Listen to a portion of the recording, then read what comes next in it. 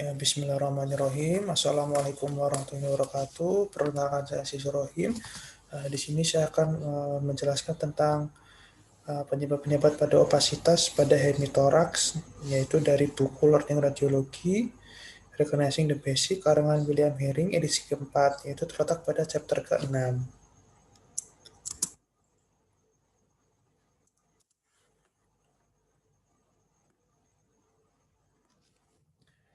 Penyebab dari opasitas pada hemitoraks sendiri yaitu ada 3 penyebab utama dan 1 penyebab yang tidak umum atau tidak umum yang menyebabkan hemitoraks menjadi opak. Ya, yang pertama itu ada atelektasis, yang kedua ada large pleural effusion, yang ketiga ada pneumonia, yang keempat ini penyebab yang jarang terjadi yaitu pneumoektomi atau pengangkatan dari paru-paru. Nah, telektasis sendiri diakibatkan oleh obstruksi pada bronkus, baik bronkus kanan maupun bronkus kiri. Ketika terjadi obstruksi pada bronkus, maka udara tidak dapat memasuki ke paru-paru. Ketika tidak udara atau oksigen ini tidak masuk ke paru-paru, maka akan terjadi perpindahan atau penyerapan oksigen oleh pembuluh darah yang ada di paru-paru sehingga mengakibatkan alveolusnya kolaps. Ketika alveolusnya kolaps, maka akan terjadi kolaps paru juga. Pada usia yang lebih tua, atelektasis ini bisa banyak disebabkan atelektasis mungkin dapat disebabkan oleh obstruksi akibat neoplasma seperti bronkogenik karsinoma. Pada usia yang lebih muda biasa disebabkan oleh asma. Nah, asma dapat menyebabkan mukus. Nah, mukus ini yang akan mukus plak. Mukus plak ini akan mengobstruksi dari bronkus. Pada anak-anak, atelektasis ini dapat disebabkan oleh aspirasi yang menutup atau mengakibatkan obstruksi pada bronkus. Nah, ini adalah perbandingan penampakan CT scan pada atelektasis dan pneumotoraks. Pada atelektasis ini ditunjukkan oleh panah hitam, ini ke gambaran putih. Inilah gambaran dari atelektasis. Nah, dan pada panah yang hitam putus-putus ini gambaran dari mediastinum, trakea, dan bronkus sebelah dan bronkus ini tertarik ke arah paru-paru yang mengalami atelektasis, yaitu paru-paru sebelah kanan. Paru-paru yang sebelah kiri ini maka akan tertarik ke hemitoraks yang sebelah kanan. Pada atelektasis ini tidak terjadi pemisahan pleura parietal dan pleura visceral. Sebaliknya, pada pneumotoraks terjadi pemisahan antara pleura visceral dan pleura parietal yang lalu diisi oleh udara. Penampakannya warna hitam seperti ini. Ini juga terlihat tindakan untuk menangani pneumotoraks, yaitu dilakukan pemasangan chest tube. Ketika terjadi pneumotoraks, maka paru-paru ini udara yang menempati dari rongga paru-paru ini akan mendesak jaringan paru-paru sehingga akan mengakibatkan atelektasis. Namun tidak terjadi penarikan dari bronkus, trakea, dan mediastinum. Ini adalah perbedaan dari pneumotoraks dan obstruksi atelektasis. Ini sudah saya jelaskan sebelumnya pada pleural space gitu. Pada pleural space tidak terjadi, kalau pada pneumotoraks terjadi separated visceral from parietal pleura, sedangkan pada obstruksi tidak terjadi pemisahan. Jika pada pneumotoraks sendiri ini akan digambarkan berwarna hitam, air density, pada paru-paru yang terkena pneumotoraks. Sedangkan pada atelektasis itu akan gambarnya mau lebih opak atau lebih putih ketimbang yang normal. Pada pneumotoraks itu there is never atau tidak pernah yang terjadi perubahan dari posisi dari jantung atau trachea ke dalam tidak terjadi penarikan. Tidak terjadi penarikan jantung trachea ke arah sisi yang terkena pneumotoraks.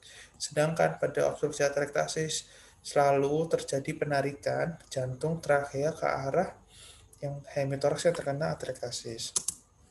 Nah, selanjutnya itu penyebab yang kedua adalah masif pleural effusion. Kita tahu sendiri gambaran opak pada paru-paru ini dapat disebabkan oleh cairan yang terdapat pada paru-paru. Nah, cairan ini bisa darah, bisa eksudat maupun transudat. Ketika ada cairan ini akan mengakibatkan opasitas pada paru yang terkena. Nah, cairan ini bisa menjadi bersifat seperti massa yang akan mengkompresi dari jaringan di sini sendiri.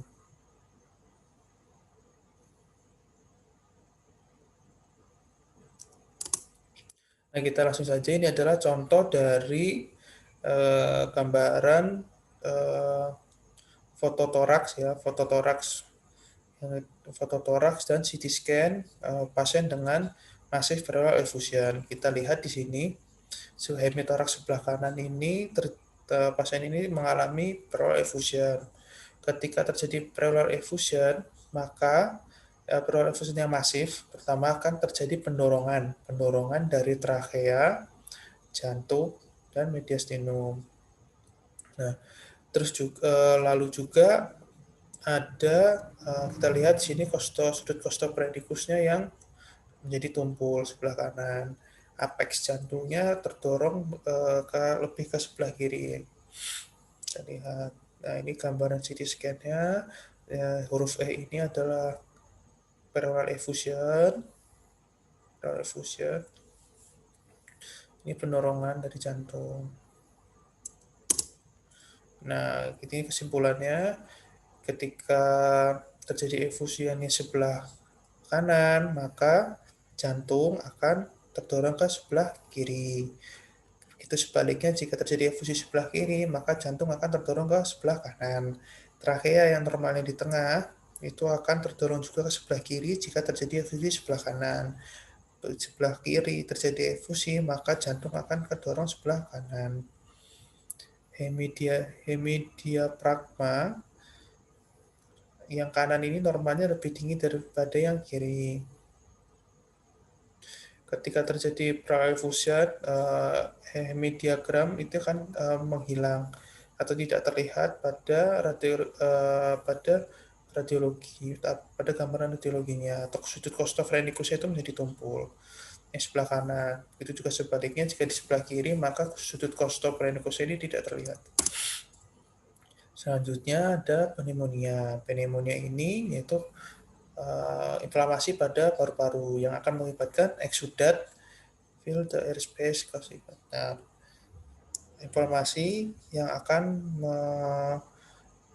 mengisi dari rongga-rongga udara yang akan mengakibatkan konsolidasi dan opasitas dari pada gambaran radiologi paru. Bisa dilihat ini ya, opasitas dan konsolidasi pada hemitoraks yang sebelah kiri, tetapi posisi trachea tetap di tengah dan posisi jantung juga tetap di tengah. Sudut costophrenicusnya juga masih terlihat. Ketika seorang mengalami pneumonia, maka gambarannya dari jantung pada rekaman radiologi tidak there is usually no shift of heart from its normal position. Jadi tidak ada perubahan posisi dari jantung. Begitu juga sebelah kiri, jika terjadi di sebelah kiri juga tidak terjadi perubahan posisi dari jantung. Begitu trachea, hemidiafragma juga tidak terjadi perubahan posisi. Berbeda sama halnya dengan massive pleural effusion juga, gambaran hemidiafragma ini di Shepard ya, tidak terlihat. Tes radiografi tidak terlihat. Lalu yang terakhir yaitu penyebab opasitas pada paru adalah postpneumoektomi atau pengangkatan dari paru-paru. Pengangkatan, pneumonia means the removal of an entire lung. Jadi pengangkatan dari bagian paru-paru ya.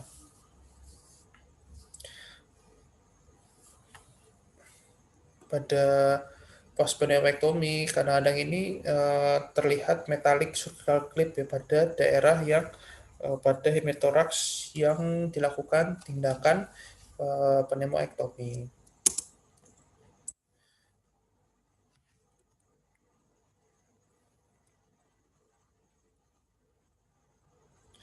Ini gambaran radiologinya pada postpneumoektomi dari jantung, yaitu jika terjadi dilakukannya sebelah kanan, maka jantung akan tertarik ke sebelah kanan. Begitu juga sebelah kiri, jika dilakukan sebelah kiri, maka jantung akan tertarik ke sebelah kiri. Trakea juga sama, yaitu jika dilakukan sebelah kanan, akan tertarik ke sebelah kanan. Dilakukan sebelah kiri, akan tertarik ke sebelah kiri. Hemidiagram juga, pada hemidiagram itu kan normalnya yang sebelah kanan itu lebih tinggi dari sebelah kiri. Tetapi jika terjadi penindakan pneumoektomi pada sebelah kanan, hemidiagram yang sebelah kanan ini akan bergerak ke atas atau tertarik ke atas. Dan bisa saja tidak terlihat ya, hanya siluetnya aja. Jika sebelah kiri juga akan tertarik hemidiagramnya ke atas. Nah, ini adalah gambaran hari pertama pada postpneumoektomi. Pada 24 jam pertama itu hanya udara yang menempati hemitoraks yang dilakukan pneumoektomi. Makanya akan terlihat radiolucent di sini. Dilakukan pneumoektomi juga terlihat metallic surgical clip di sini. Clip. Pada 2 minggu setelah postpneumoektomi, maka cairan-cairan akan rongga udara yang tadinya terisi, rongga paru-paru yang tadi terisi udara akan mau mulai terisi oleh cairan, akan mulai terlihat gambaran opak. Pada 4 bulan setelah tindakan pneumoektomi, paru-paru yang dilakukan pneumoektomi akan komplit, itu gambarannya opak. Nah, jika sudah 1 tahun atau 1 tahun dengan pneumoektomi, itu akan terbentuk jaringan fibrosis pada paru-paru yang dilakukan tindakan, yang akan menarik jaring-jaringan di sekitarnya. Nah, ini adalah 1 tahun setelah dilakukan tindakan pneumoektomi. Setelah dilakukan tindakan pneumoektomi akan terbentuk jaringan fibros. Jaringan fibrosa yang akan menarik dari trakea, terus jantung, dan diafragma. Diafragma yang sebelah kanan ini kan dilakukan pneumoektomi sebelah kanan, maka trakeanya akan tertarik ke sebelah kanan, terus jantungnya juga tertarik ke sebelah kanan, terlihat apek jantung yang harus terlihat di sebelah kiri tidak terlihat, dan hemidiafragma yang sebelah kanannya naik ke atas ya, tidak terlihat. Ya, kesimpulannya pada opasitas pada hemitoraks ini disebabkan oleh utamanya oleh 3, yaitu pertama oleh atelektasis, pleural effusion, dan pneumonia, dan yang penyebab yang jarang adalah pneumoektomi. Jika pada atelektasis, maka akan terjadi penarikan trakea, jantung, dan mediastinum ke arah hemitoraks yang terkena atelektasis. Jika pleural effusion, maka akan terjadi pendorongan dari trakea, mediastinum, dan jantung menjauhi dari area yang terkena efusi pleura. Ketika terjadi pneumonia, tidak terjadi penarikan atau pendorongan dari trakea, jantung, dan mediastinum, dan juga tidak ada penarikan dari diafragma, hemidiafragma. Tapi ketika terjadi selanjutnya yang terakhir adalah tindakan pneumotomi. Pneumotomi ini sama halnya seperti atelektasis. Jika dilakukan pneumoektomi pada hemitoraks kanan atau kiri, maka trachea, jantung dan trachea dan mediastinum ini akan tertarik ke hemitoraks atau paru-paru yang dilakukan tindakan pneumoektomi. Seperti itu. Terima kasih. Mohon maaf atas kekurangannya. Wassalamualaikum warahmatullahi wabarakatuh.